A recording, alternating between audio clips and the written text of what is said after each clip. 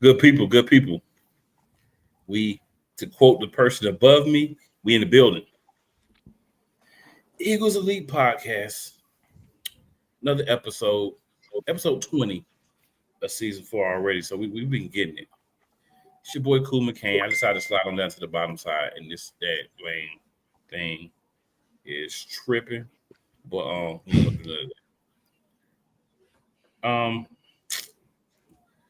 it's time for another episode. Got a lot to talk about. We had a game last week. You know, we won, but it was ugly. But we won, but terrible. Because football's 2 halves. We decided that we forgot about the first half. We got a big game coming up against Tampa Bay. We're gonna talk about news and notes. We got a lot of injuries and whatnot to discuss. Who knows what else? But we want to welcome back for episode one of the former co-hosts for the show. Mr. Wyatt is in the building, the Ed Cinema Trip Reviews guy. What's going on, Wyatt? Not too much, man. It's good to be back. Good to be with the old Eagles Elite crew here. Oh, I need a Love Hurts hoodie. Right? Key, of course, in the building. And beside me, I believe this way, you never know which way Figures point. Eagles Diva. And we may have another person joining. We'll see how it goes. But for now, the first thing we need to do is make sure that we just get a little extra bit of hype in y'all. Because, I mean, the Eagles won. But it's like a guarded happiness because it was a terrible looking game. But a little extra hypeness, I think we'll be good. Let's get it.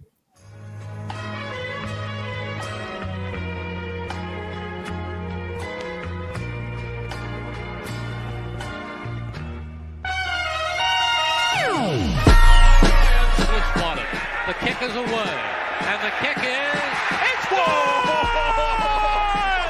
And the Eagles win! It's hard to come to South Philadelphia and leave here with the win. You just don't come to Philadelphia and leave here with the win. Eagles fans everywhere, this is for you. Let the celebration begin.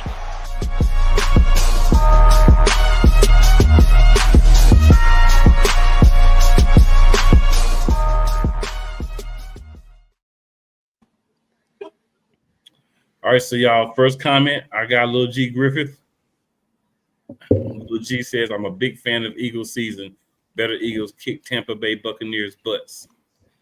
Hope so. At this point, just better Eagles win the game. Right. But we'll talk about some of that, man. It's been real crazy. A lot's been happening. We're going to get into all that because that's what we do. But first, I want to say, you hear a lot of complaints from me personally. I can't speak for anybody else, but we did win. So I want people to understand that from the beginning. We did win. So first place we going.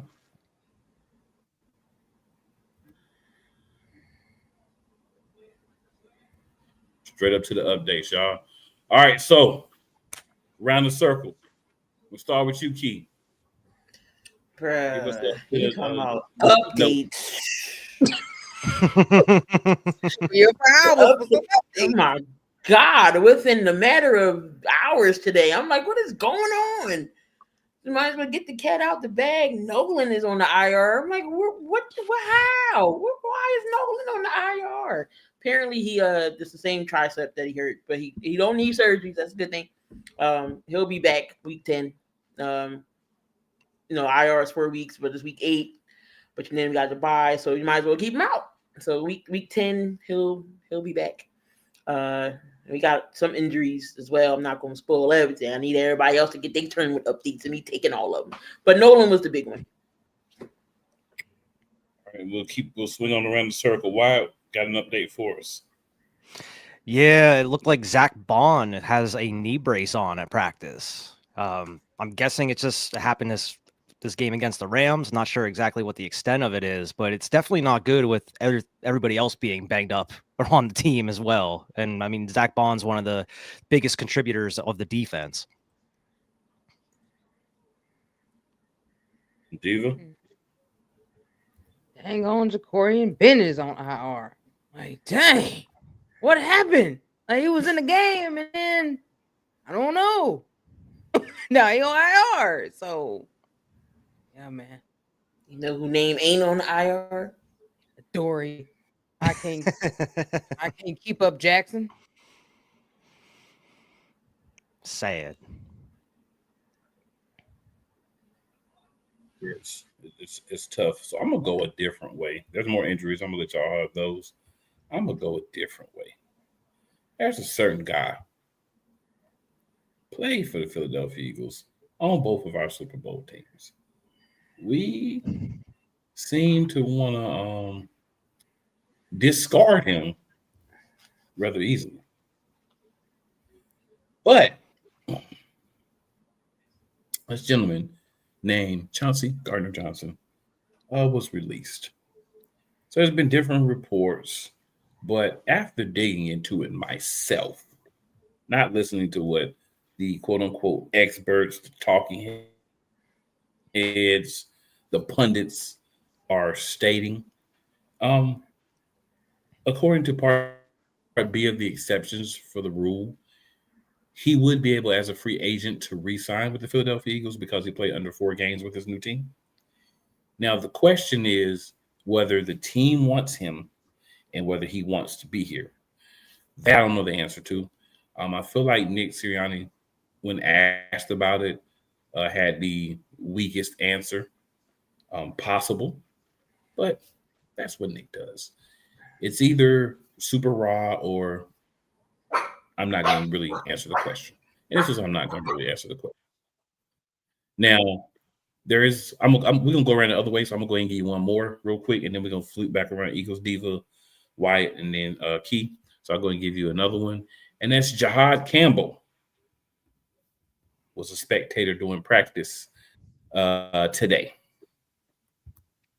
So, yeah, another guy that is not going to possibly play. So we'll see how that goes. Hasn't been put on IR or anything to my last knowledge as of yet, but didn't practice. So, kind of feels like when it rains, it pours.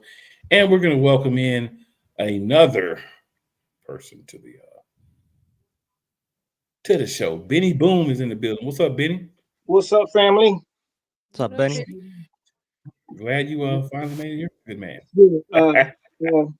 UPS called me. My bad. Okay. Nah, you good. We just messing with you, man. You good. No, All right, so we were going over updates for the Eagles. So we've already talked about Jahad Campbell missing practice. We've already talked about the fact that Zach Bond is in a leg brace. We've already talked about, who did you say, Diva? I'm trying to remember what everybody said. Bennett. Corey Bennett on IR. Nolan. And then Key Cooper. set it off with Nolan. Oh, it's Key. He just gave the rest. Oh, I'm sorry. My bad. My bad. I thought somebody said Cooper already. It's my fault. I'm sorry. No, that's kind of weird. These players are hurt, man. Benny, anything you want to add? Any piece of news you want to throw out there? Since you're just joining us. Did y'all touch on I mean, I know a lot of people would love to have him back, but did touch on him, but you can say your piece on that as well, if you'd like. I ain't hearing, besides practice squad signings, I ain't hearing nothing else. Okay. Who did we sign to the practice squad, sir? Not so quick, Quez. Old familiar face. That boy don't Can't deserve get to be in our stadium. Can't catch nothing. That boy Can't don't catch nothing. Hear nothing. the right to be in the stadium. That's disrespectful to the link and all of us. I mean, it is what it is. No, it's It's not. their thing. I just root for the logo.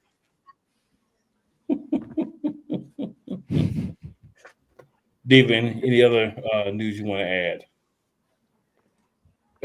We signed Eli Ricks back to the practice squad. Oh yeah, I forgot about him too. I don't know why he's on the sidelines. They ain't gonna let him play.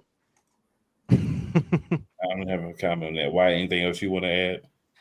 I know that another familiar face, Marcus Epps, is on the active roster now. They moved him up from the practice squad, so he is back with everything going on. With all Good to see you, Wyatt. It's good to see you too, Betty. Good to see everyone, man. Been a while. Keaton already said everything. Let me stop. Stop picking. So Keaton already said everything else. No, I didn't. You got anything else? You got anything else you forgot, Keith? Because we got Gibson because Tank couldn't do his job and was dropping them kicks. But they did say that the Rams kicker, he's good with like knuckleballs, so that's why he couldn't catch him. But Tank Bigsby has been demoted, and that's why we got Gibson. But Gibson was the one that took that touchdown back with the Jets against, I forget who they was playing. Took it all the way back to the house and won. I think he had I forget. He won the game for the Jets, so he should be an upgrade when it comes to special teams. Even though I don't know why we signing people, just put Brenton Covey on the active roster, but okay. But I digress. You're right. You need a specialist back there. You just can't plug a running back or a receiver thinking just because they can catch and run, they can do it for you. You need a specialist. I mean, it's just like Philadelphia Eagles to overthink things. Kobe was supposed to be. That's what Kobe. Brenton Covey has not ran. Brenton Covey has not ran anything back. No, he hasn't gotten clues. Maybe he had some good runs here and there, but he gets stuffed. Lately. No, I don't think we had a run back since DJ. Yeah, I was about to say DJ, the only one to run Ain't back. just Kobe. I can't even tell you the last time I saw a kickoff run back. Wow, that's just DJ. The Miracle in the Meadowlands Part 2. I just want to say, another piece of news that I have to throw out there was Kevin Patullo, our offensive coordinator, says that the Eagles' offense isn't conservative. He said, and I quote, "I wouldn't say conservative is the word." Kevin Patullo, what the fudge would you say is the word then, my good man? What is the word if it's not conservative? Either I'm not calling the plays or I don't know what I'm doing. The offense that we saw through the first two games in the first half of the game on Sunday was the epitome of conservative. If you look conservative up in the dictionary and it was a video dictionary, it can have a picture video of those plays there. To be 100%. So if that's not conservative, I don't know what is. And before we leave updates, I have to ask all of you guys this question. Do you believe, as Nicholas John Sirianni wants you to believe, that the offense called in the first half and the second half were both called by Kevin Patullo? No. I'll ask you first.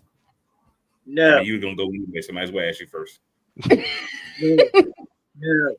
It was Kevin was not calling it. Let me calm down. Okay. Thank you, sir.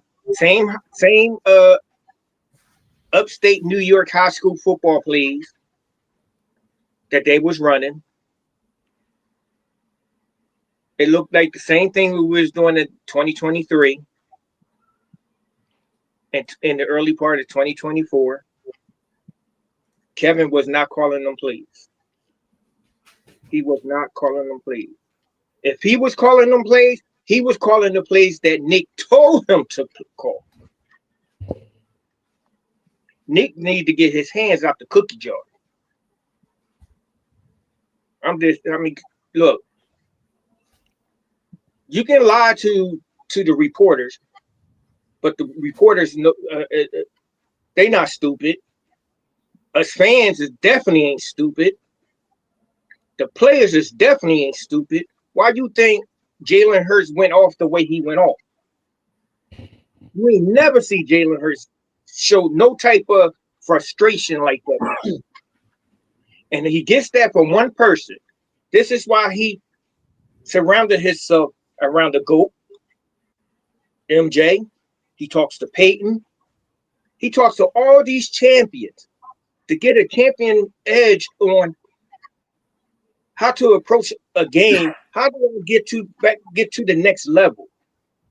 This is what and then Petula going to sit up there and say that he don't know what Jalen was. He can't remember what Jalen was talking about. Come on, dog. Come on, dog. That's all. That was Nick. Do you believe that Kevin Petula was calling plays in the first and second half, the entirety of the game? I believe he was calling him in the first, but the second half, that was not him. That was Jalen that was calling them plays in the second half. Because if you notice in the second half, it looked more similar to the Kellen Moore offense that we had been running and station offense that we had been running. You saw the run game kind of open up, the pass game open up. So they wasn't calling ish second half. That was on Jalen.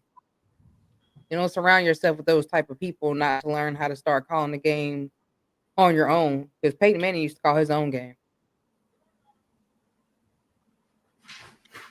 Your thoughts, Wyatt? Yeah, I mean, I think he was definitely calling the first half. I definitely don't think he was calling the second half the way that it went. I just think that Nick Sirianni, and they're just trying to save face because, you have a brand new coordinator. You don't want to kind of throw him out under the bus like, oh, yeah, we had to switch it up. Jalen was calling the plays. You want him to kind of try to boost his confidence a little bit more and try to let the outside world know, yeah, it was Petula. He was doing everything. But it did look like what Dee was saying. They went out into the old desk there in the office and dusted off Kellen Moore's playbook from last year because there was a lot of the similar schemes and plays. It just looked vastly different from the first half, even just as far as route concept wise. You didn't have AJ Brown running the same route 10 different times. It was a lot of different looks that you weren't seeing, not just in the first half, but through weeks 1 and 2 as well. It was vastly different.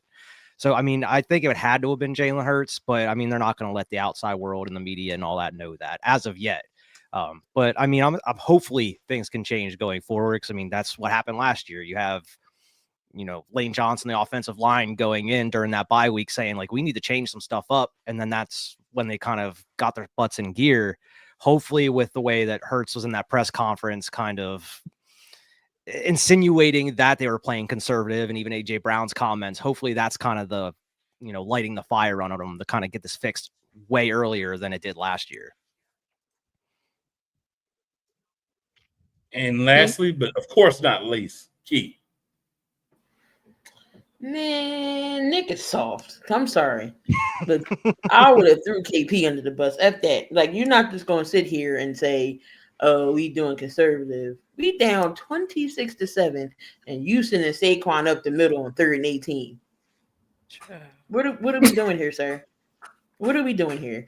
Somebody had Kellen Moore's book in their back pocket. One of the equipment managers must have kept it somewhere because he must have knew this was going to happen. Or Big Dom slipped it in there somewhere because he knew this was going to happen.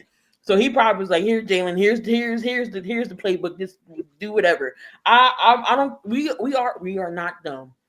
There's no way in hell Kevin Petrulla was calling the second half. Ain't no way, because it went flawless. I'm like, where was this at in the first and second quarter? I'm sitting here watching the blood pressure all boiling. I'm sweating bullets. What are we doing? Because we know this is not the football team we're used to. This is not it. And then Drew Brees talking about something, we're boring. You're boring, sir. How many Super Bowls you went to? With your non-running stuff, boy. What's the hell?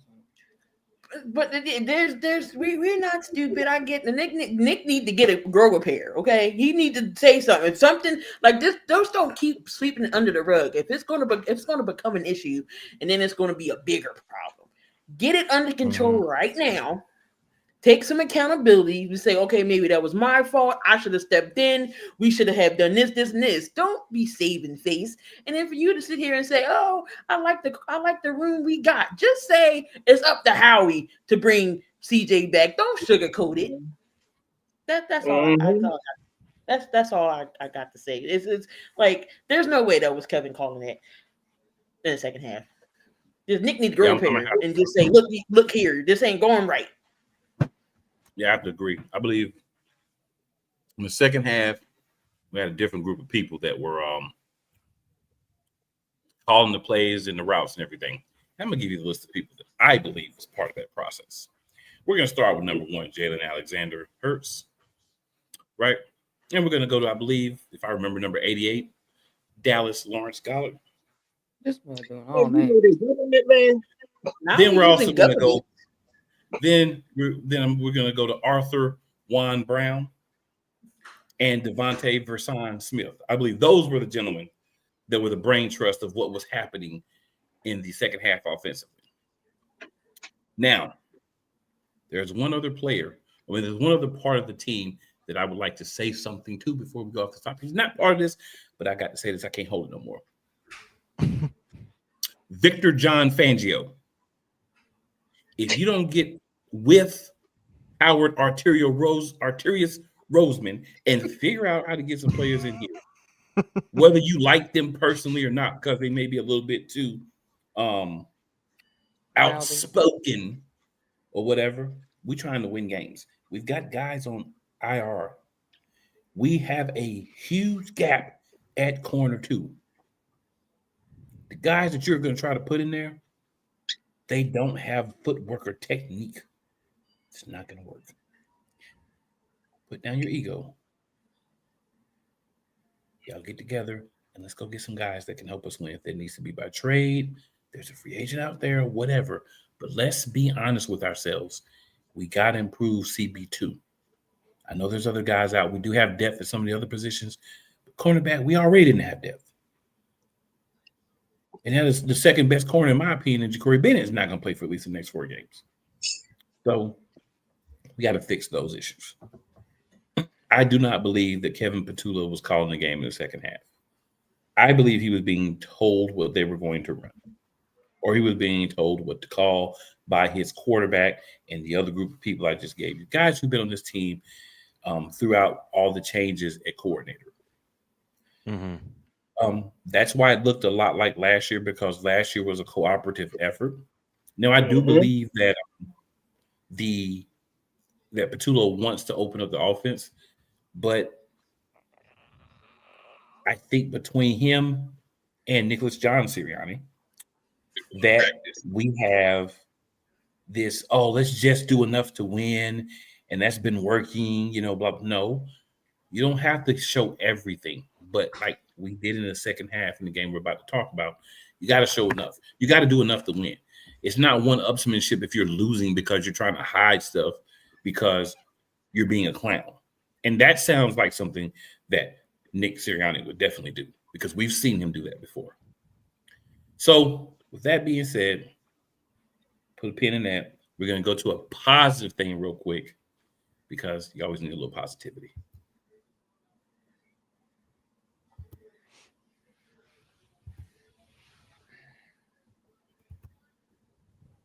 All right, our elite performance of the week. Benny, since you were last, we'll let you go first on this one. Who is your one player, sir? D, man. One player. JD. Okay.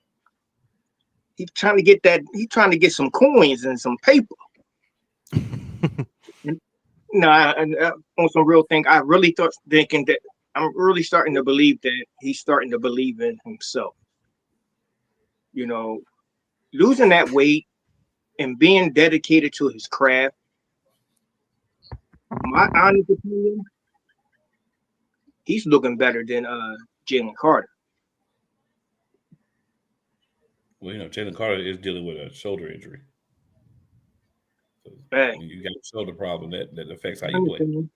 But I'm just saying, JD was my elite performance this week, for the last 2 weeks, really. Well, you weren't here last week, sir. I know, but I'm just saying.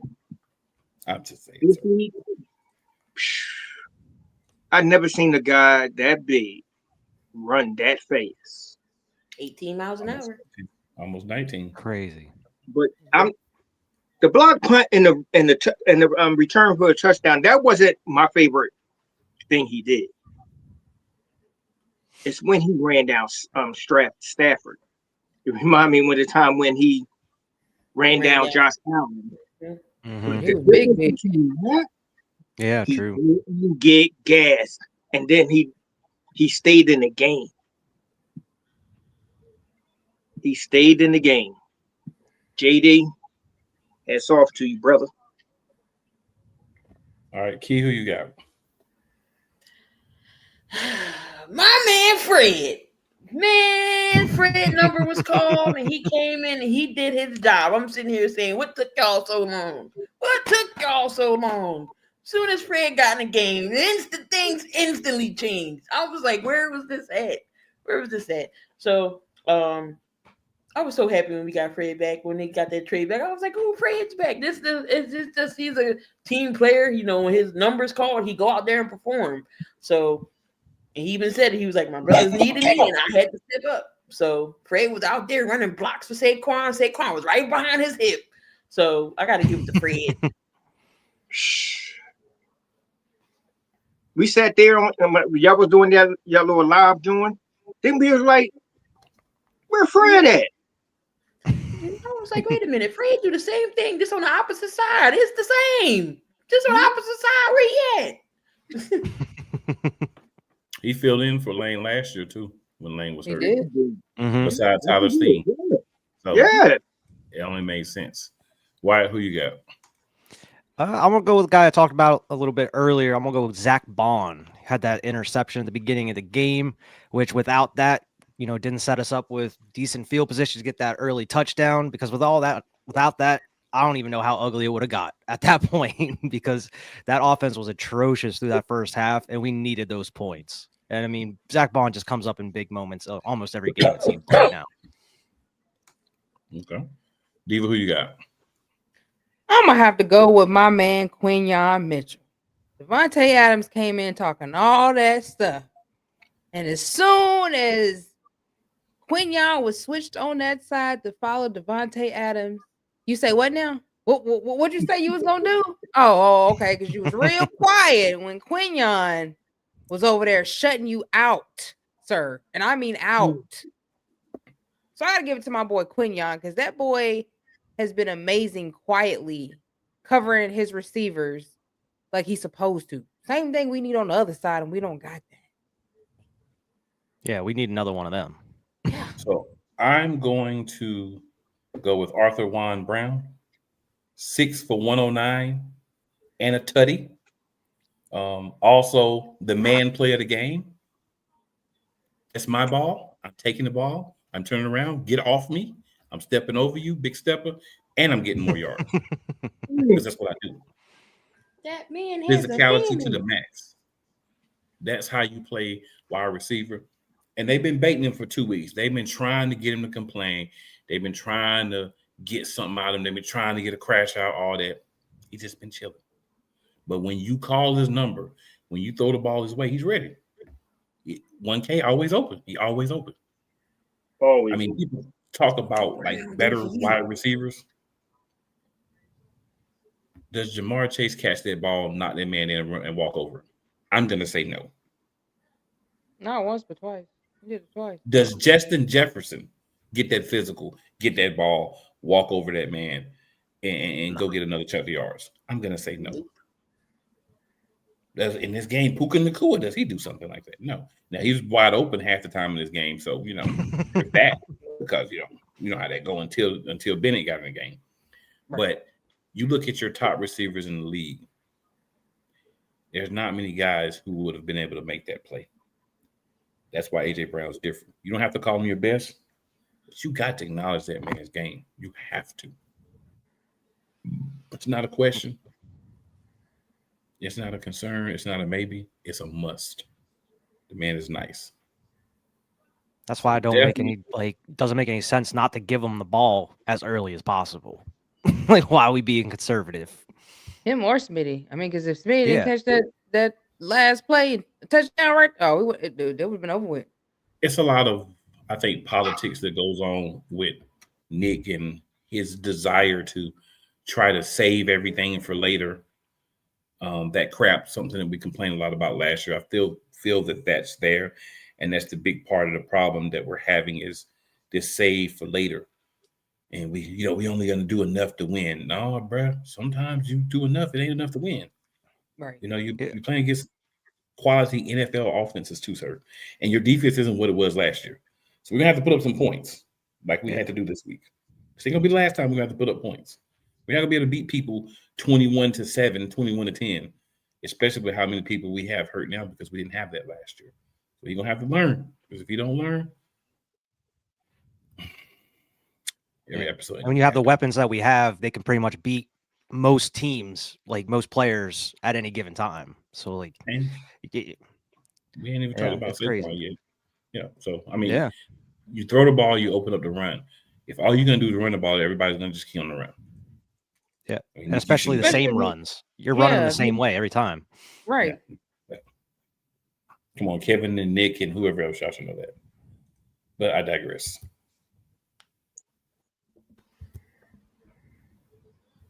Oh, we already know who this is. So, Diva, we'll start with you. Who's your weakest link? The Rams kicker. Oh. He was almost my player of the game. He's my weakest link. He got blocked twice, buddy. My weakest link. That's why he was going to be my lead performer. Way to figure it out. Why? Who you got? Kick field goals, but he's not to do those knuckleballs. I mean, I'm gonna take the easy one on this. It's Kevin Patullo. I mean, not wrong there. Key, who you got? Matt, I can't block no damn body prior. Get this man out the league. Get him out of here. I don't know why we brought him back the first time. He is doo-doo butter. Why? Well, he got to get Jalen Hurts on IR.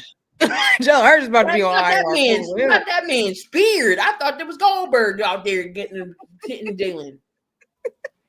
Key and Diva are having a flashback to their commentary during the game. Benny, who is your weakest link, sir? Jackson, Adoree Jackson. Always getting hurt. He took the low hanging fruit all week, every week. He's our weakest link every week. Yeah, it will remain that way. No game slay type of moves. I think Slay. I would take Slay back. Yeah, I'd take Slay 5,000 pounds. In a minute. What too? Yeah. I'll take back everything I said about you, Slay. Save us. Isaiah Rodgers for another 10,000. Yeah, that was the biggest upsetting moment of the whole weekend was watching Isaiah Rodgers just ball out. Out. Yo, y'all about to go get this. Not one, but 2 touchdowns. Give him, man. I would have gave that guy a mansion and a yacht. Yeah, well, you're not Howard Arterius Roseman. No, I know. 2 years, 16 mil. We couldn't give him 8 mil. We couldn't give him 8. The reports are he wanted an opportunity to start, and he didn't feel like he was going to get that in Philadelphia. And maybe that's the vibe he got from Vic Fangio. So, like, we'll bro, see. did you see the people behind you? Fact. You got Keely Ringo. Vic loves Adoree Jackson. I don't know why, but Vic loves Adoree Jackson. My weakest link is actually going to be Nicholas John Sirianni, because for you to allow that offense to look like that for the entirety of the first half, and you're the head coach, that's weak. And you know that you were not part of that comeback, and neither was Kevin Patullo. So you're my weakest link, sir, because you didn't man up and just say, yeah, we need to open things up more. The players kind of let us see that, and we kind of went in a different direction in the second half, trying to whatever with your OC, but you're weak for that. You're the weakest link, sir. Right. Just call a spade a spade. Say what it is. Well, you know. I said he needs to grow a pair. Vic can do it. Oh, Vic can throw you under the bus in a second. He'll tell exactly. you. Vic has no problem coming out and saying how it is. Nope, nothing. He'll let you know. Well, that's because Vic knows how to call plays. Sirianni don't. That's the difference. So he don't even know what he's looking at and what he's doing. That's facts. He just know Madden plays. That's all he knows. That's the thing. Vic doesn't be a coach anymore. He said he just want to concentrate on defense. I get it. My thing is, you can concentrate on whatever you want to concentrate on. That's fine. But what I need is for everybody to get their mind right, because we don't have everybody getting their mind right. And when I say everybody getting their mind right, one of the people that I'm talking about is definitely Nick. Also, how we need to get your head out your ass. You know we need help. Real talk. Get us the help and stop playing. If it's not CJ, go get Gilmore. Somebody. You don't have to be CJ. Get somebody. Exactly. Somebody. Gilmore's just chilling out there. I don't care how old he is. He's better than Dory Jackson. Sante Samuels Samuels Jr. Jr. Somebody. Hey. Yeah. Exactly. And that's another reason why Howie was my honorable mention. I didn't throw him out there, but he was definitely my honorable mention because I don't like what he's doing. Yeah, you out here But- trading for like other running backs and stuff. Like, bro, we have other needs. Right. Pretty much. Getting offensive players with me defensive players. Right. Yeah. Look, guys, it's time to get into it.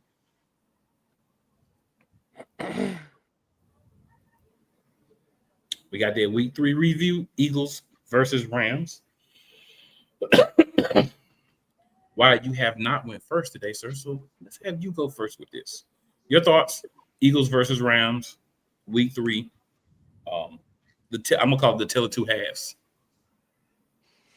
I mean, it really was, dude. Like, I mean, we kind of went in depth about how abysmal that whole first half was. I mean, it's just the same route concepts. They're nothing fancy about them whatsoever.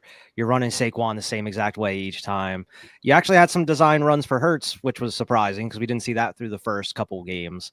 But yeah, I mean, you had Zach Bond with that interception, nice field position. They were able to get that score. But then that offense is just struggling, and they try to blame that on the defense that they're being given each and every week. Like, oh, they're giving us different looks. We come in here with a game plan, and based off of what the defense is giving us, we have to throw that out the window and do something else. And it's like you can only use that excuse so many times before we just give up on your plan altogether. Like you just don't know what you're doing. It seems until that second half, whether it was Patullo or Hurts or whatever. This is what we need to be seeing going forward. Like, this is how you need to be starting games. This is how you need to be finishing games. Because easily we can go out here and drop 40 on any given team with this offense. It doesn't matter. And at this point, like you mentioned, Cole, we're going to have to be doing that going forward, possibly based off of the injuries in the defense. But it's so crazy how different that second half was compared to the first. Like I mentioned, it looks like they just dug that old playbook out and started using it again, or just Hurts is just calling out these old plays they used from last year or whatever. But this is exactly what we need to do, because I know Nick wants to play conservative. They want to play mistake-free football, but there's a time for that. You can start, putting points up on the board and then switch to that conservative style so you can, take time off the clock, running the ball and whatever. That's what you were doing last season when you were getting these wins pretty handily. You were dropping 30, 40 points on a team, having your backups come in the fourth quarter. I don't understand why they feel the need to switch it up like this all of a sudden, just because you have a new coordinator. This dude's been around for years with us now as the passing game coordinator, but there's no passing game through these first couple weeks until this half.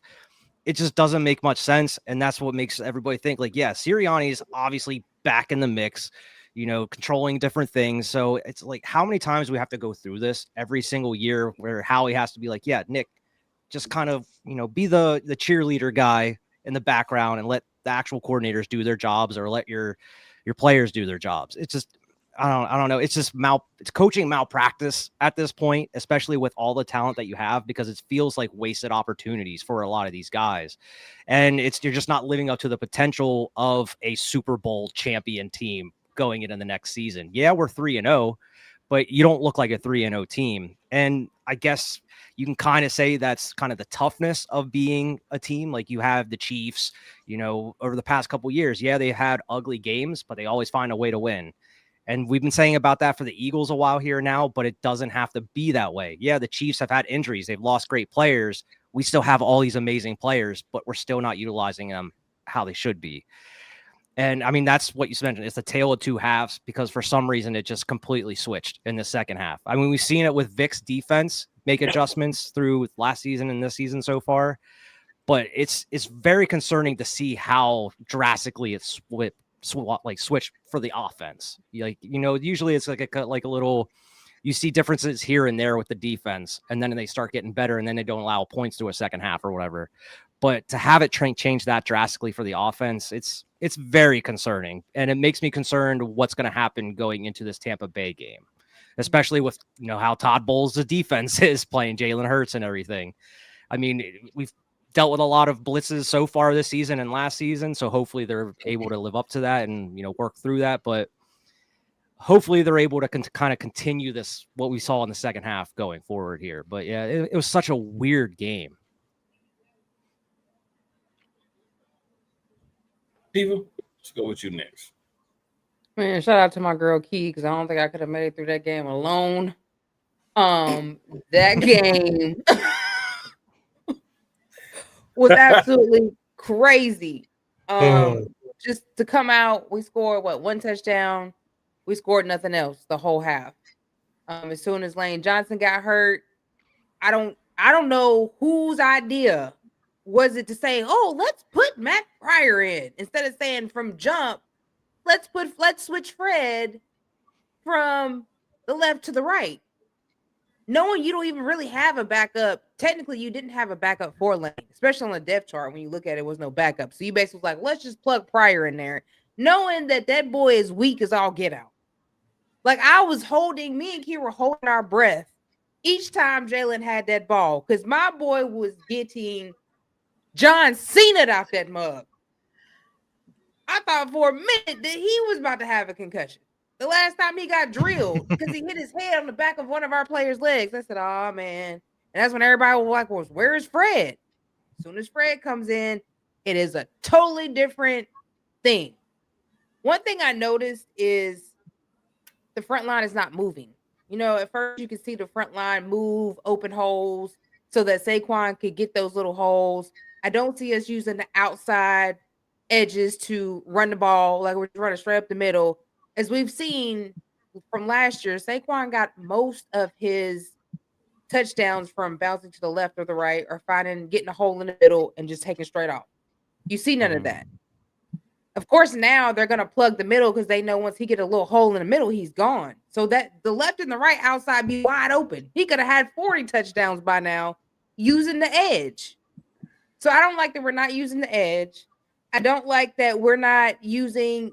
We finally started to see different route motions when it came to AJ and Devontae the second half. But the first half, AJ was running the same route. Devontae was running the same route. Jahan Dotson was running the same route. So that's why we couldn't get anything. And I'm glad that Jalen finally got to. It's like, I don't know what happened. After he got John Cena the last time, he said, oh, no more of this. And went and cussed everybody out. Like, he was literally cussing everybody out. And I also saw Fred moving and just bulldozing people out the way so Saquon could get that hole and get the yards that he got. Because he went from I think we had -2 yards to, I think Saquon maybe finished with maybe 80-something yards close to it. So that was the difference. You saw that the passing game opening up the run games. And sometimes it's vice versa.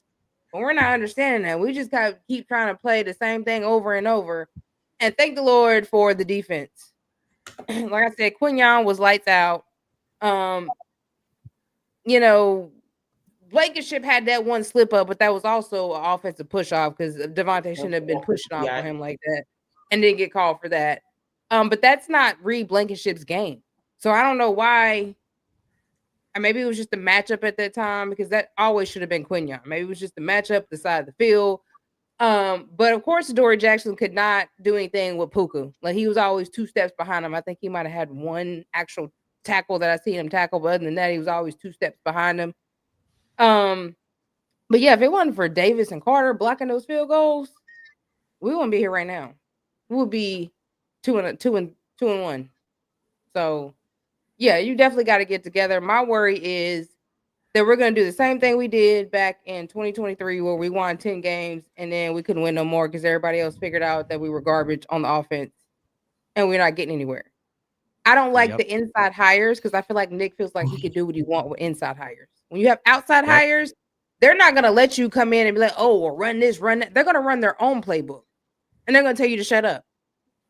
And that's why I wasn't comfortable with that inside hire. I really didn't like that hire. I was hoping we would have went out and got somebody else, but no. And I think this is what we're seeing. The same thing we saw with Brian Johnson. I mean, Brian Johnson caught so much hell, but then you look at him now with Washington and it's totally different. So it had to have been Nick.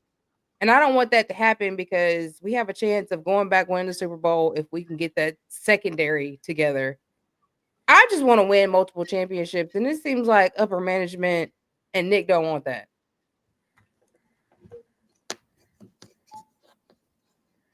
All right, Key, I'm gonna let you follow that. Where do you start? Yeah, that first half was abysmal.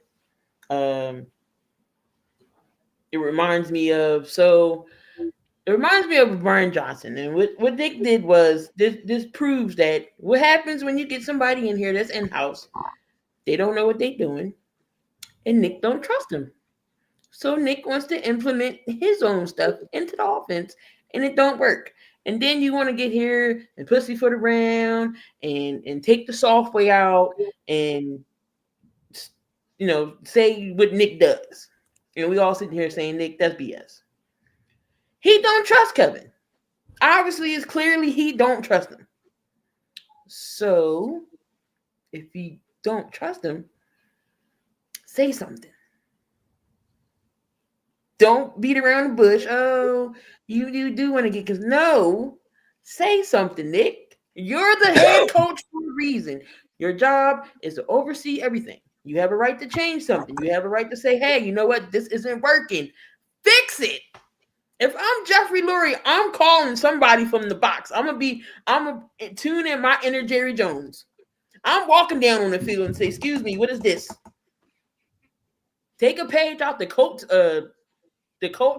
owner.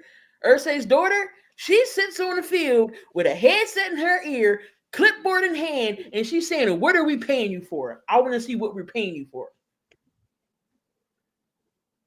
We can't keep doing this. We can't. It'll be 2023 all over again. 10 straight games. We already know we was looking suspect, just barely winning. I don't want to just barely win. I want to be comfortable. I don't want to sit here with my blood pressure balled up and having my blood pressure cuff ready and ready to pass out, because if we know this team is better than that. Second half clicked. Jalen was like, oh no, we can't keep doing this. I'm glad that the camera showed him cussing out people. He went over to Kevin. He was like, I don't know what y'all doing, but this ain't it. This ain't it right here. I'm too valuable to getting smacked like this. He probably was like, get Fred in here now. Fred got to come in here now. Get Fred in here. As soon as Fred came in, Barkley got the play and he got a couple yards. Then they pulled Fred. Fred was gone. Barkley was behind him, right behind his hip. So second half was great. Don't got to mention the second half. It was, literally night and day. We got that touchdown over the middle with Goddard. Beautiful. AJ got his touches, doing what AJ does. What can Brown do for you? That's what Brown can do for you. He's always open. Smitty does what he does. He's, people forget about Smitty, but let him go for a deep route. Remember, dagger. Everybody say Jalen can throw over the middle. Did y'all not see the Super Bowl? Did y'all not see the dagger 2.0 last game? Devontae's going to always catch those balls when you need them. He's going to catch them. Keep telling y'all, we got the law firm. What do they do? What do lawyers do? They get you out of jams. Brown and Smith, law firm. They get you Carter out of and jams. Davis law firm. We got two law firms. So, teams now know Saquon Barkley is that guy. They're going to stack the box. We can't keep running him up the middle. What do? We have to bounce him off the sides. Play action opens up the running game. The running game will open up the passing game, vice versa. Whichever one takes off. If Saquon keeps bouncing off to the side, they're gonna be like, oh crap. We can't plug up the middle. Now they're gonna bounce off. Now they're gonna, they gotta make the defense gotta make a move. Then that's when the passing game can open up.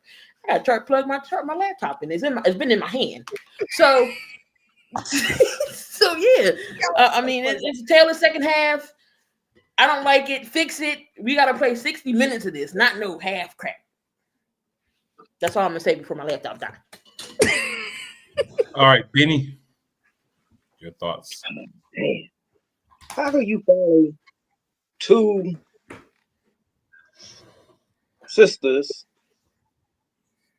who I sat and watched them stream Didn't mean to rub it in their face that I was in the RV with my homies at the link. But I felt so sorry. You meant to. You meant to. I did a And little bit. he was all there sitting there grubbing. I'm hungry. And he talking about something. I was like, don't nobody care you at the link, Benny. You know, us Philadelphia fans, man, us Eagles fans all over this country. There's only one thing we want: championships. For those who grew up in this era, y'all enjoying something that people of my era never seen. We had the team to do it. We just didn't have the coaches. Now we got the players to do it again. And we doing it, but they doing it the wrong way. The only coach that I can depend on this in that organization is Vic and his staff. I have nothing positive to say about any offensive coach on that team. But when it comes to the defense, from Vic, I remember when he was here, when he was coach, he was the defensive coordinator with Jim Mora Senior when they was coaching the Philadelphia Star. And they won a championship before the Eagles even won a Super Bowl. Vic was a part of that. Vic knows how bad this city wants to win. He grew up not too far from here, out there somewhere near Reading, some crap. But I look at this defensive coaching staff. You got Clint Hurd. You got all these guys that's teaching these dudes. I love the way that adjustments are being made without Vic really having to say something to these guys in the locker room at halftime.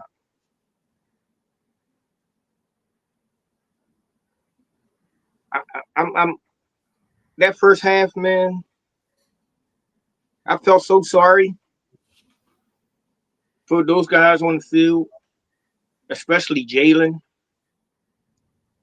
because he's a Nick Saban guy. He made a quote about that. Nick said, "It's not about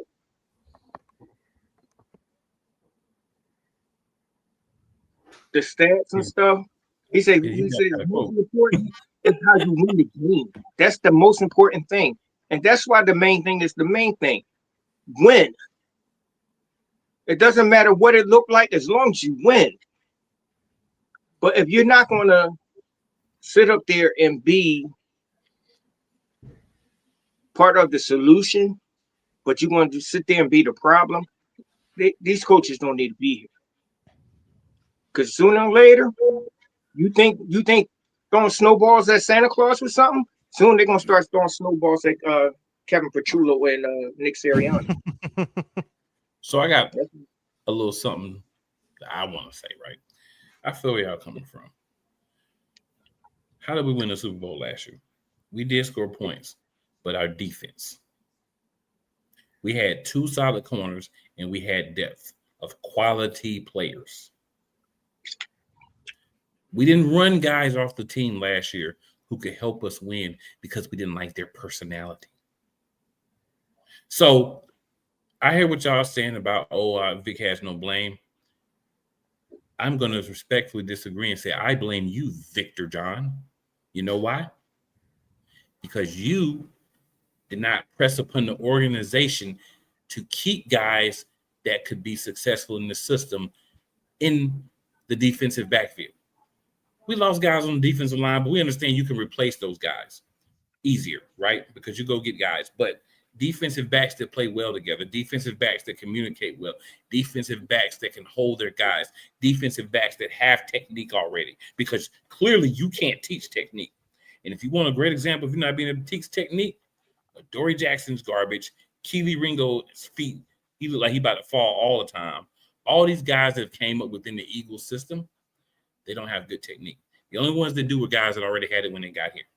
When Jan Mitchell came in as a rookie, stepped on the field, boom.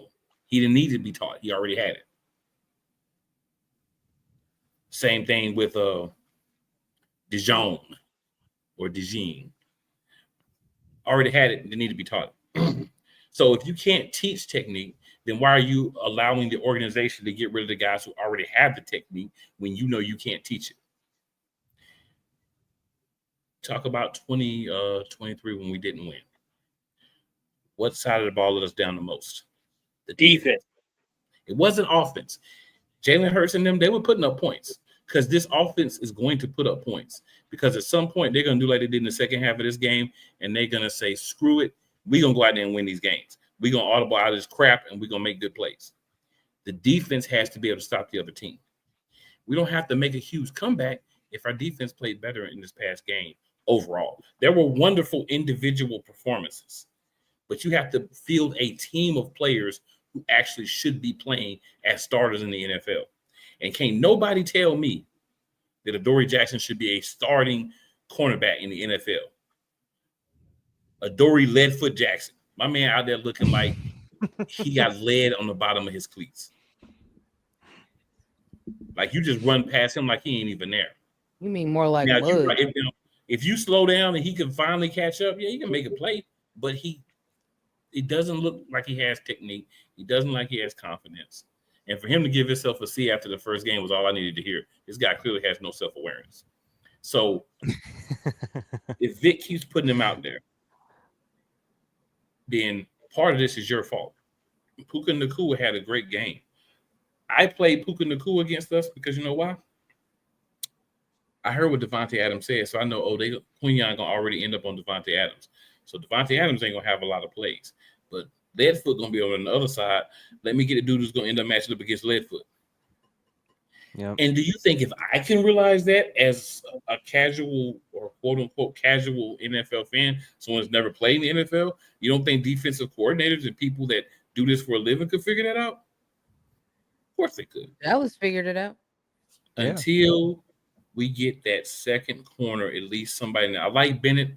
I like what he does, but he's on IR. So until we get somebody that can play on that side and be a compliment to Quinyon, and at least be a guy that you don't feel comfortable just throwing the ball on because you know you got lead feet, we're going to have problems defensively.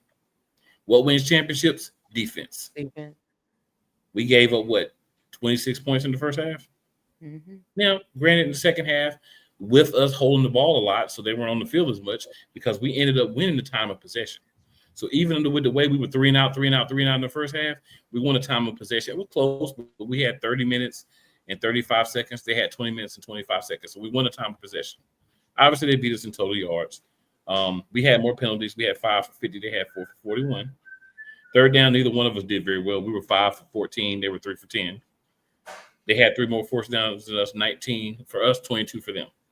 So there were some things that we did do well at the end, right? And there were some things we did well in the second half. But Vic, defense, you have got to get us somebody that can help on the other side. You have got to impress upon Howard. You have got to impress upon Nick Sirianni. We've got to go out and find somebody to beat us at the corner, right? Maybe when Bennett comes back and gets back in game shape, he could be that guy. But he's out right now. We have to have somebody that can come in and play, not somebody who's still learning and developing, somebody who can come in and play. So we need to fix that. That's a problem. That's a long-term problem that's going to affect the defense, that takes away from the effectiveness of the defense. We didn't have this problem last year. We got to get that right. In this game, when the defense played better, when Bennett was in, the Rams were not scoring like they were in the first half. So that tells you all you need to know. And I'm not saying Bennett is the long-term solution, but I'm saying someone other than Adoree Jackson is. And we need to figure that out. And we need depth. Quinyon twists the ankle and he got to sit out. Who's going to go in? Woo! Quinyon need a breather. Because we playing in the hot in Tampa Bay, who gonna go in? That's the type of thing you got to be thinking about. Depth is important, and we did ourselves a disservice in depth. We took a gun and shot ourselves in the foot with our depth. We preached depth last year, and we saw what depth did for us. This offseason, it's like we didn't care about depth no more. We got to be better, y'all.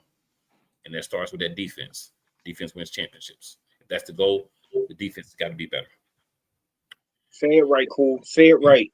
Offense sells tickets, but defense wins championships. Yes, sir. So we got a few comments here.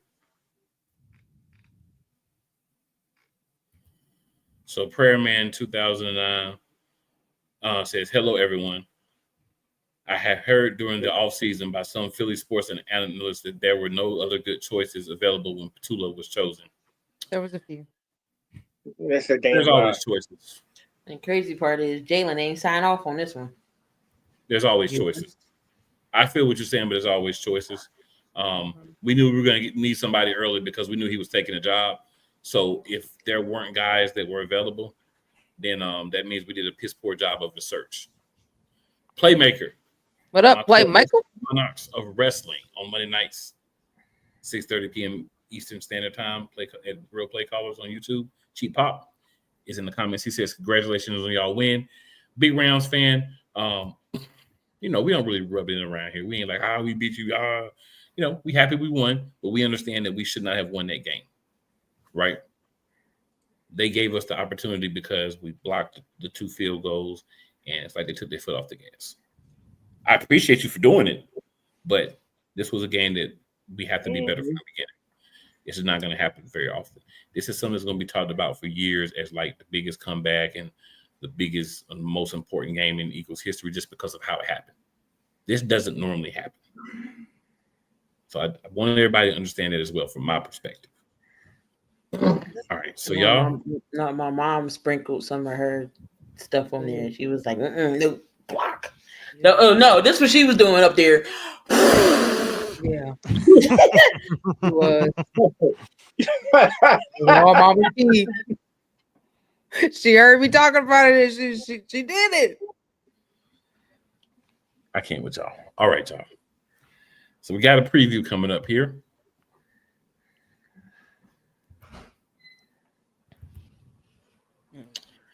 Week 4 preview. Eagles versus Bucks. I'm going to go first. I'm going to ask the question. I'll answer first. And then we'll just go around. Benny, and then we'll just go around. So, we know we have injuries. We know they're going to be without, I believe, Chris Godwin and Mike Evans. Mike Evans, thank you. Went blank for a minute. I'm not even going to ask this question. I'm going to let y'all answer. I'm not even going to ask this question. I'm going to just let y'all answer it. What do we need to do with the depleted defense that we have? What we know we have now, it's Wednesday. So there's time for signings. There's time for, more elevations, things like that by Friday. But as of now, with what we have, what does the Philadelphia Eagles defense need to do against this depleted wide receiver group in this run game to stop them enough to give the offense a chance to win this game? Benny, I'll start with you.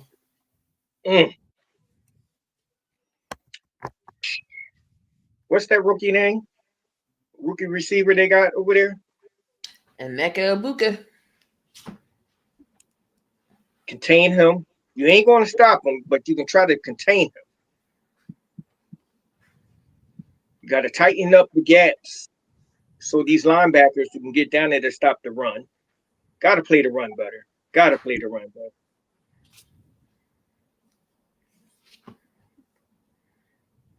All right, Keith. This cornerback 2 thing, I don't know. I'm scared of cement foot Keely Ringo because he run like I walk. I walk flat foot. Like I got cement in my shoes. He's the key. He is the key. I hope they don't target him. but I know they will. The key to this game is stopping Tampa's running game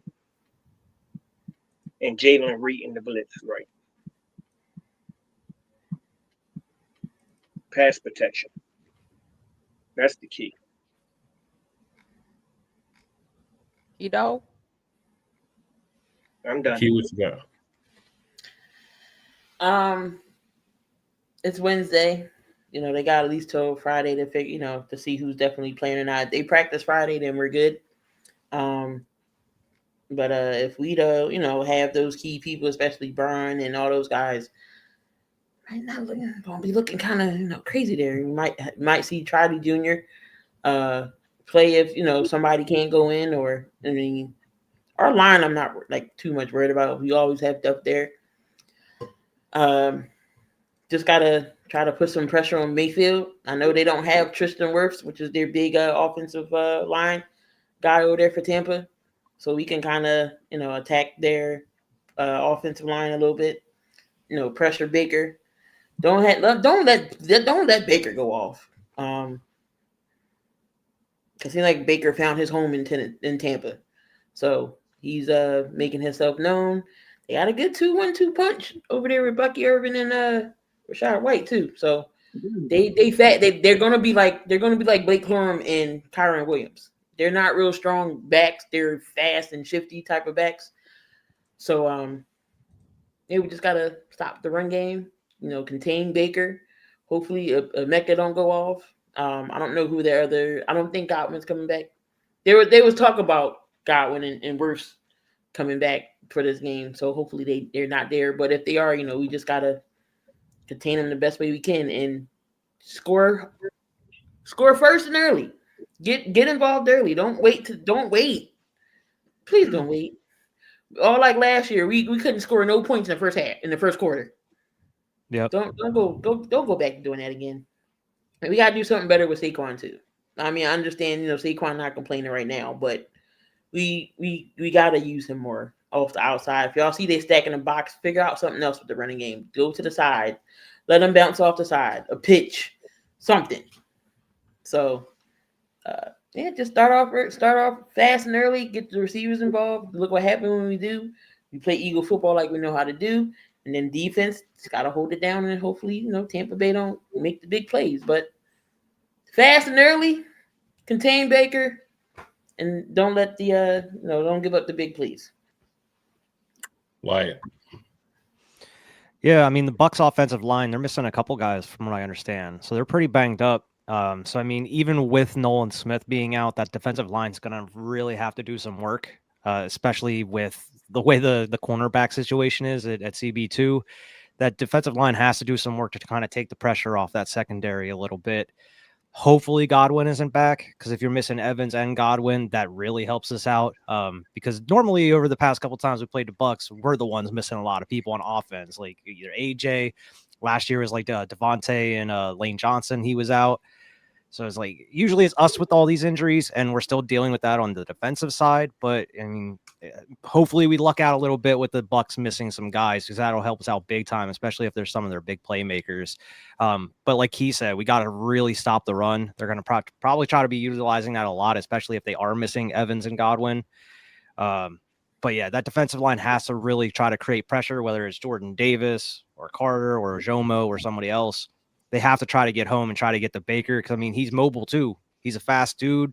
They've been in all these games. It doesn't matter like what caliber of team these Bucs play. They're always in these games until the very end, and they've been somehow winning them over these past couple weeks. So, I mean, we have to play a full 4 quarters of football in this one. Like he was saying, you can't just go a whole quarter without scoring or anything like that. You have to, you know, start putting points up on the board very early against this squad, because they can easily come back even without, you know, missing their weapons and everything. So the defense really has to do their stuff. I'm not really worried about like DeJean or Quignon or anything like that, but like I'm a little worried maybe about Bond just because of that knee brace. How is he going to be playing in this game? But yeah, I mean, the defense going to have their work cut out for him in this one. But that defensive line that we have is really what's going to dictate the success of the Bucs on offense, because that's what's going to help our secondary out, is if they're able to get home or not. Diva. I think it's going to be we have to work on a pass rush. We need Zadarius to show up and show out for sure. I need for Trot to get up to speed. I don't know what's going on with that. I know it's taking a little time, but we definitely need for him to get up to speed. Because you're gonna have to take pressure off of that secondary. Right now we have another donut hole back there. And so you're gonna have to take the pressure off of that. And then we don't know. I know Campbell had a sleeve on his leg, so it's just like, is he gonna be playing? Hopefully so. But I think that this is going to boil down to time of possession on the offense because the offense is going to have to take the pressure off the defense since we have a lot of injuries on that side of the ball. The defense has been saving the offense these past 2 games, but this is going to come down to time of possession for the offense to ensure that Baker Mayfield stays off that field, especially if we're not getting any pass rush. Especially if we're not tackling, because for some odd reason, Sunday, we couldn't tackle a darn thing when it comes to the run game. We wasn't tackling. I don't know what was going on. It wasn't no wrap-ups. It was no nothing. You know what I mean? I was hoping for Karen Williams to fumble the ball like he did last year, and he was just gaining yards and yards. And so you definitely got to shut down that run game. That front D-line really going to have to ramp it up because especially if you're going on that right side with Sidney Brown, Keely Ringo, Eli Ricks, man, it's going to be burnt city all day over there. Whoever on that side is going to have a free for all on that side. So I think that we really need this offense to come out there and start firing, hold the ball as long as you can, make slow and smart plays, gain little yardage, but it's got to be time of possession. Because the defense ain't gonna be able to hold you up. You can't be going out doing no 3 and outs the first 5 or 6 plays. You got to figure out how to open that field and keep that ball as long as possible. Okay. So before we do get out of here, I'm gonna ask one other question. Offensively, we have to put up points. This Bucs defense, as we know, has been a defense that has played Hurts well, kept him in the pocket, made it very difficult for him. They seem to have his number. The last game we played, we didn't have Smith or Brown, so it looked a lot worse than probably normally would.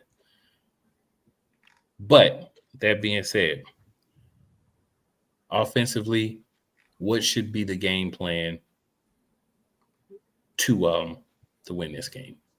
Diva, since you went last, I'll start with you. Time of possession, most definitely. You definitely gonna have to front line gonna have to work together to protect Jalen because they seem to know how to blitz Jalen from every angle. Hopefully he's been able to learn how to read their defense in order to maneuver their defense so he's not getting blitzed as much. But yeah, they've had Jalen's number for the past 3 years. So he's definitely gonna have to figure that out. Figure the run game out as well, because I don't think we ran well in the first game when we played them. We're in this heat. Florida heat is something totally different. So you really got to get used to playing in that heat. But I think it's going to be making sure that O-line is protecting him as much as possible, getting the ball out of his hands as fast as possible, and making sure you're using that edge. If you're going to run the ball, use that edge. I would like to see A.J. Dillon in there on certain plays because I feel like on certain plays he can gain more yardage than Saquon. Switch it up because they're used to you using Saquon. You have Dillon. Of course, Shipley's not back yet, but if you got 3 running backs, use them all. They ain't going to be able to stop all 3 of them. You know what I'm saying? Yeah. So you got to start getting creative. So I think it's going to be time of possession, making sure that you're protecting Jalen. Jalen, get that ball out of your hands as soon as possible and play smart and hold on to the ball. No fumble, no interception. I dig it. Why? What you got? Yeah, I mean, exactly what Diva said. You're going to have to utilize the run and control the time of possession, most importantly. But I mean, as far as like the pass game, you're going to have to get that ball out as fast as possible. So, I mean, a lot of quick routes, but not like what we were seeing in the first couple weeks. These like same routes every single time, like these little curl routes or something like that. We need to have AJ in the like going across the field, Devontae going across the field, like some different route combinations, not like the same play every single time that we were seeing over the first couple weeks and some of these screen games they've been trying to utilize. We can't be doing those. You got to have to switch it up a little bit more because they are going to be throwing blitzes at Hurts as much as possible, I'm sure. He's been able to handle the blitzes at a decent bit over the past couple years. He's been getting better with it, but for some reason, it's just something about Todd Bowles' defense. Like you mentioned, he has it out for Hurts, it seems. But I think Hurts has grown as a quarterback. He's able to see a lot of things on the defensive side and switch things more than he has been able to over the past couple seasons. So I trust Jalen in that aspect. It's really up to how healthy that offensive line is and how fast they're able to get the ball out of his hands. Because sometimes Hurts does hold on the ball a little bit long, but it's not like he's holding on to it and taking unnecessary sacks like he used to. He has been decent with getting the ball out of his hands or just throwing it away, which is something he hasn't really been doing over the past couple of seasons. He has been growing and getting better with that. But I think the key to this is getting that run game going early and often, and then utilizing those quick passes. Because I'm sure that's what the Bucs are going to be trying to do as well with the pressure that we're going to be trying to put on them. Vic's been using a lot more blitzes than he usually does as of recently. So I'm expecting him to use that a lot here going into this game. So I feel like we're going to be seeing a lot of similarities between the offenses in this game, but hopefully the Birds are able to come out on top and start scoring that ball fast and early. Key? I feel like Jalen can handle more of the blitzes. You've seen what Spags can do. And Spags likes to sit in the house and blitz and everything like that. So I feel like Jalen can, maneuver around blitzes now. It's not like when he first started. Todd Bowles was chewing up my guy. He can't read defenses. And he was sending everything at him. I was like, oh, no. That's when everybody was ready to write off Hurts. So I think Jalen has grown into knowing, when to throw away the ball and versus when to hold on to it, taking sacks. Because, back in the day, Jalen, he would have sat there and been sacked 99 times. But at least he's smart with it. He gets it out quick. He throws it away. I think he'll be ready for Todd Bowles' defense this time. Definitely got to watch out for Levante David on that defensive side for the Tampa Bay Bucks. Vita Vea is another one. You got Whitfield in the secondary. So the Bucks defense ain't no slouches. So, I mean, they're pretty good too. So we just gotta start out fast. We can't start off slow and then have to crawl our way back into it. We gotta get going quickly. Even if we gotta settle for a field goal, we have to at least try to score on every possession that we get down there. So Jake, he didn't have to kick nothing last week except extra points. So but put Jake in a position where he can kick field goals, get us some points, or get 7. We gotta take control of the time of possession as well. Don't leave no minutes on the clock for Baker Mayfield. The last couple games, game-winning drives, he's won. Last week and the week before then, the Texans game and the last week's game, he came back and won. So we definitely don't want to leave no time on the clock for him if that's the case for Tampa Bay to even sniff coming back if we're up at this lead. So just hope and pray that the defense holds up on our end, and we just got to get out there fast and start early. All right, Benny, what you got? It's time for them to go old school. It's time for them to start using some screen passes, wheel routes. You got to get Saquon, touches early. Get AJ touches early. Keep their defense off balance so they can't blitz you 40% of the time. And the best way to do that is utilize that middle. Because most of the time, all the blitzes is coming from the left or the right. Not too many blitzes coming up the middle unless it's third down. But if you start using some screen passes, mainly do it with AJ Dillon. Do it with AJ Dillon because he's a good pass catcher out the backfield. And once he get it, who's trying to tackle him. The screen pass works wonders against the blitz.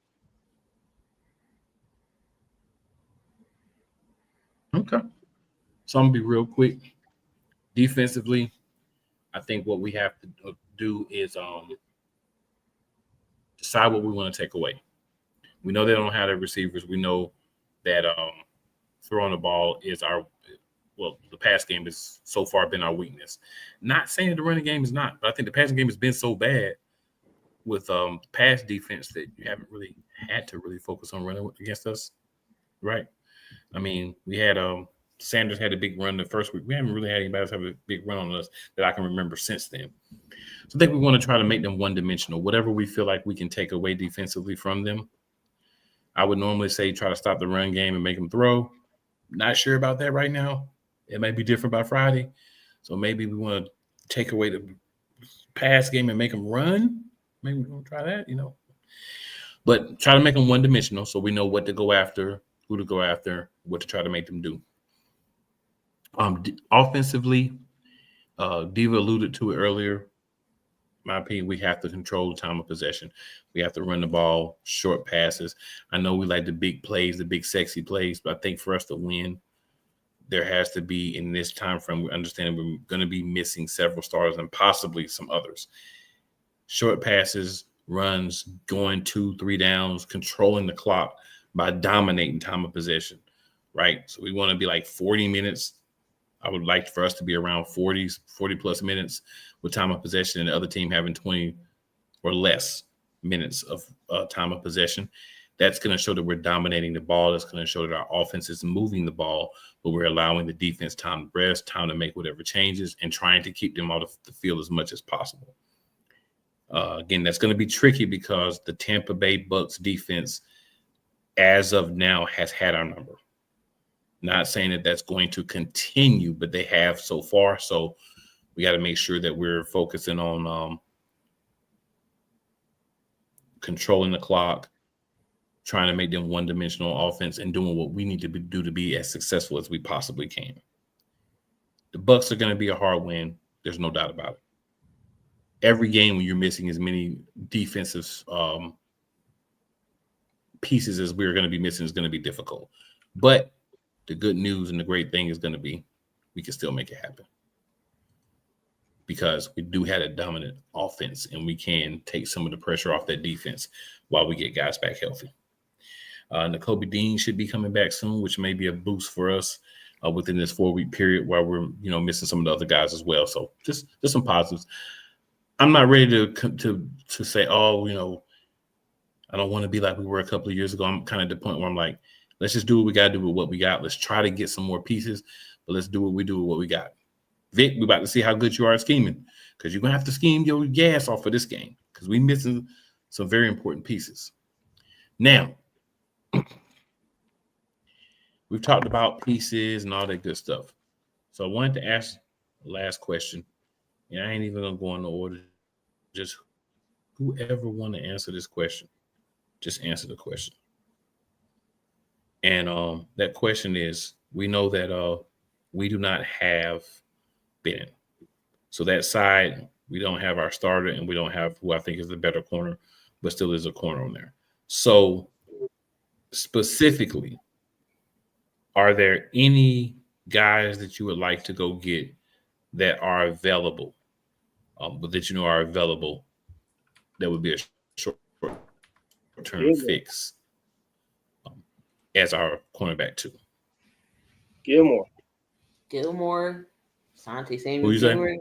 Gilmore is like the best option right now. See, Asante Samuel. Yeah, Asante's not cleared yet, so we can't go. Yeah, I was gonna say, I thought he was hurt. That neck injury scares me. That neck injury scares me. I'd rather go for Gilmore. Yeah, that'd probably be the safest bet.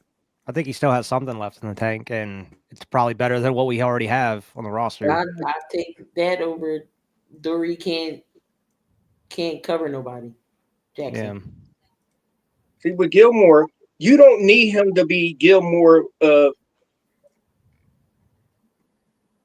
his 5th season. You just need him to be solid. That's it. And I still think I believe that he is still solid, that he can take away the number 2 receiver.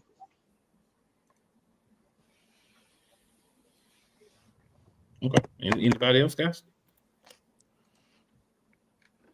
No. I'm not sure who else is out there currently.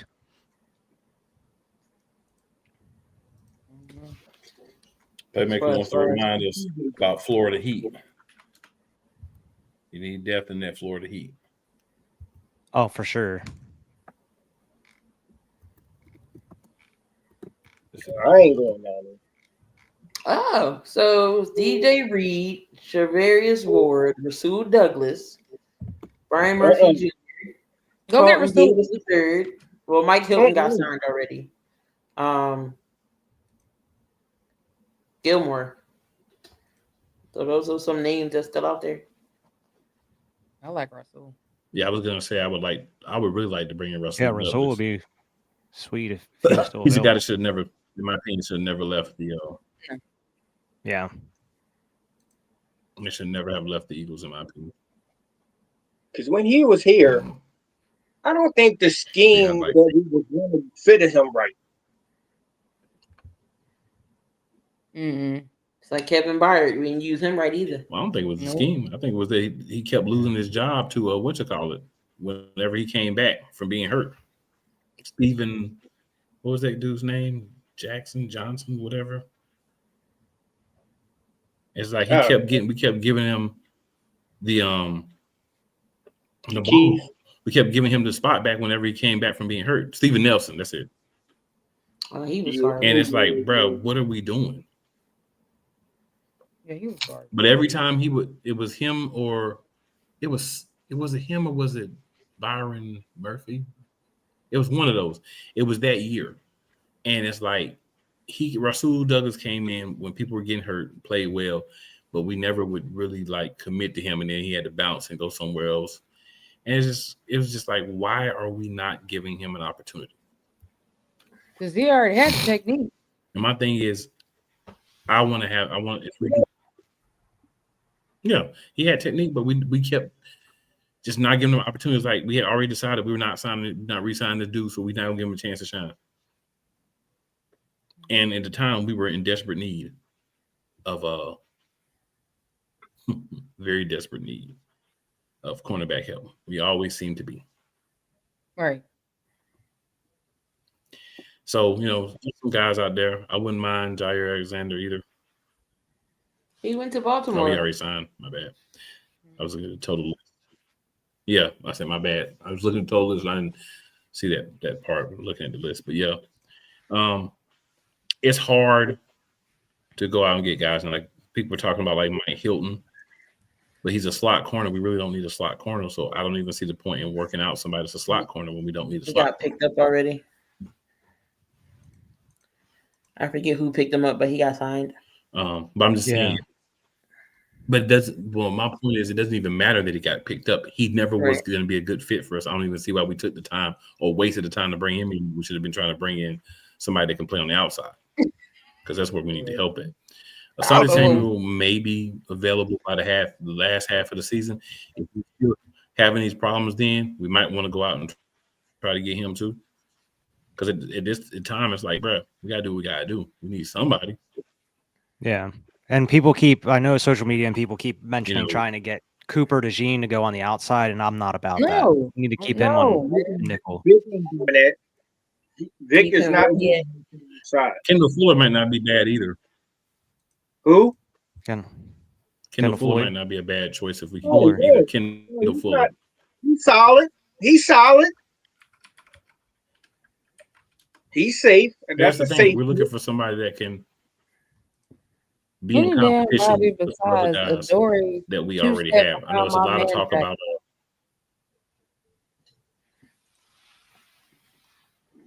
that is very true. That is very true. So yeah, just Anybody some of the guys that are out there that we can look at and say, yo, maybe we want to rock with these because the last thing we want to do is continue to put Adoree Jackson out there when he gets back healthy and can play is to put him out there to be our guy. Because if that's going to be our CB2, start on this team, we're always going to get attacked. Reminds me almost of Nnamdi Asomugha.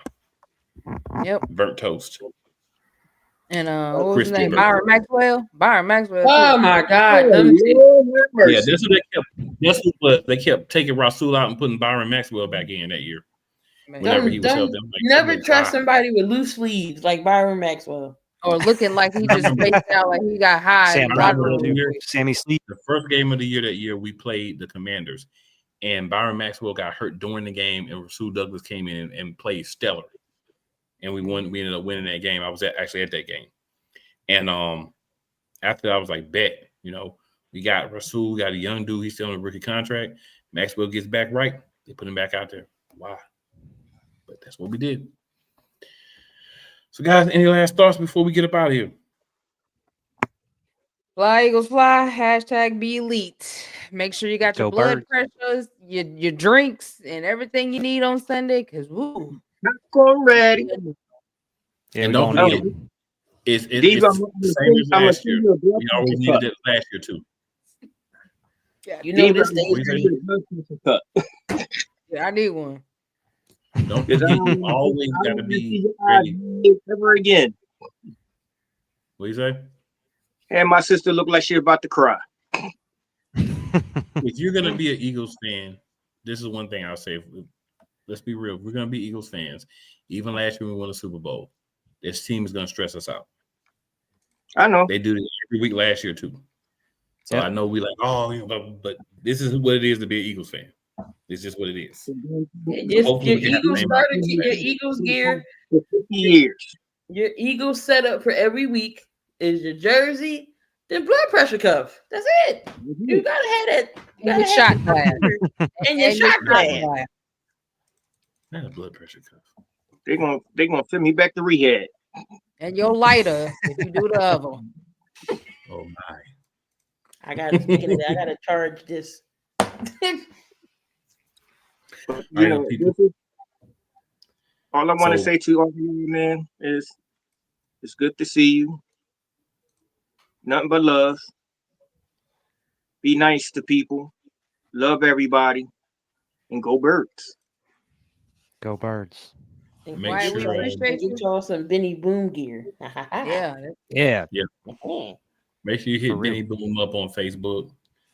Tell him why. You just send him a message and tell him why you hitting him up. Then he'll accept you. Because if not, apparently you can follow me here on you can send me a message on Facebook, Benny Boom,